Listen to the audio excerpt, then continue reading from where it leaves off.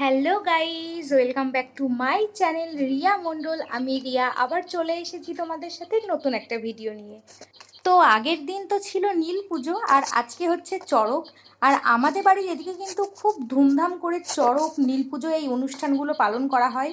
তো এখন বাজে সকাল 7টা। তো এখন আমি ছাতু খেয়ে নিচ্ছি। কালকে নীল পুজো উপলক্ষে ছাতু কিনেছিলাম, সেটাই খাচ্ছি এখন।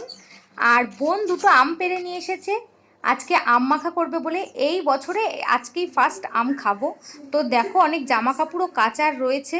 তো বাইরে যা রোদ্দুর হয়ে গেছে, তো তাও অনেক কষ্ট করে সব কিছু কেচে নিয়ে স্নান ধান করে নিয়েছি। এখন পড়াতে যাব, কিন্তু তার আগে খাওয়া দাওয়া করে নেবো। এখন 11:30 বাজে, 12টায় পড়ানো, তো আমি খাওয়া দাওয়া করে নিই। একে শনিবার, দুয়ে চড়ক, সবই নিরামিষ। আম ডাল হয়েছে, সজনে ডাঁটা, সর্ষে বাটা, শশা রয়েছে, এঁচড় রয়েছে, আর এখানটা আলু পটলের তরকারি রয়েছে। তো আমি খাওয়া দাওয়া করে পড়াতে চলে এসেছি। এসে আইসক্রিম খাচ্ছি। স্টুডেন্টের মা সকলকে একটা করে আইসক্রিম কিনে দিয়েছে।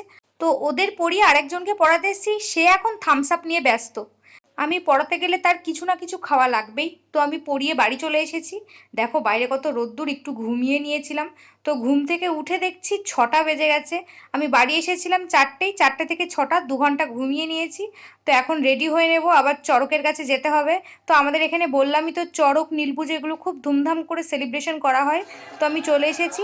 আমাদের বাড়ি থেকে চড়ক মেলার এখানটায় আসতে 1 মিনিট সময় লাগে হেঁটে। আর যদি আমি স্কুটি নিয়ে আসি 30 সেকেন্ড সময় লাগে, মানে এতটাই কাছে। তো দেখো কত ভিড় আর কত লোকজন। এর ভিতরে আমি আর ঢুকছি না, আমি আগে খাওয়া দাওয়া করে নিই। আমি একটু ঘুগনি কিনে ঘুগনি খেয়ে নিলাম। আর আমি তো ভীষণই ঘুগনি লাভার। তো ঘুগনি খেয়ে তারপর এদিকটাতে দেখছি, দেখো প্রচণ্ড লোক আর প্রচণ্ড গরম পড়ছে আজকে। তো এখানটায় আগুন খেলা হচ্ছে, দেখো একজন আগুন নিয়ে খেলা করছে, একজন না দুজন খেলা করছে। আমাদের এখানে কিন্তু খুব ভালোভাবে চড়ক হয়। সব কিছুই তৈরি হয়ে গেছে, বড়শিটাও গিতানো হয়ে গেছে। এই আগুন খেলাটা কমপ্লিট হলে তারপরে কিন্তু চড়কটা ঘোরা শুরু হবে। ভিতরে মানে ঢোকার চান্সই নেই, একেতে গরম, দুয়ে প্রচণ্ড ঠেলাঠেলি হচ্ছে। আমি বাইরেই রয়েছি, চড়কটাকে ঘোরা শুরু হোক তারপর ভিতরের দিকে যাব। তার আগে ফুচকাটা খেয়ে নিই। তো ফুচকা খেয়ে আমি অনেকটাই ভিতরের দিকে চলে এসেছি।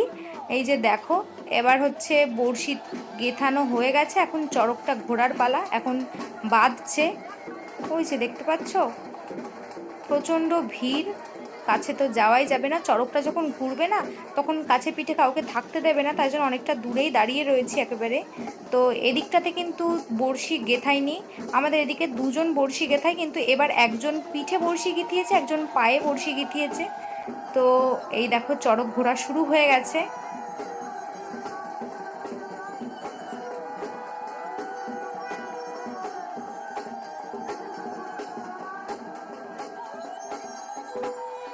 মানে যারা বড়শি গেথায় না, তাদের উপর ভগবানের এত কৃপা থাকে, মানে তারা এভাবে পিঠের ভিতরে এতটা বড়শি গিঁথিয়েছে, তাদের কোনো কষ্টও হচ্ছে না।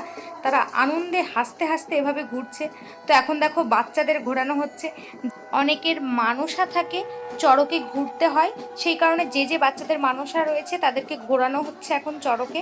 তো চড়ক ঘোরা শেষ এবছরকার মতন, এখন খুলে দিচ্ছে বড়শি। তো এবছরের মতো এখানেই শেষ হলো। আর আমাদের চড়কে না প্রতি বছরই কিন্তু খুব ঝড় বৃষ্টি হয়, এবারটা কিন্তু হয়নি, কিন্তু প্রচণ্ড গরম পড়েছে। তোমাদের কার কার বাড়ির কাছে ঠিক এই রকম বড় করে চড়ক পুজো হয় অবশ্যই আমাকে জানিও। তো মা জিলিপি, বাদাম এগুলো কিনে নিয়ে এসেছে, এখন বাড়ি এসে আমি এগুলোই খাচ্ছি।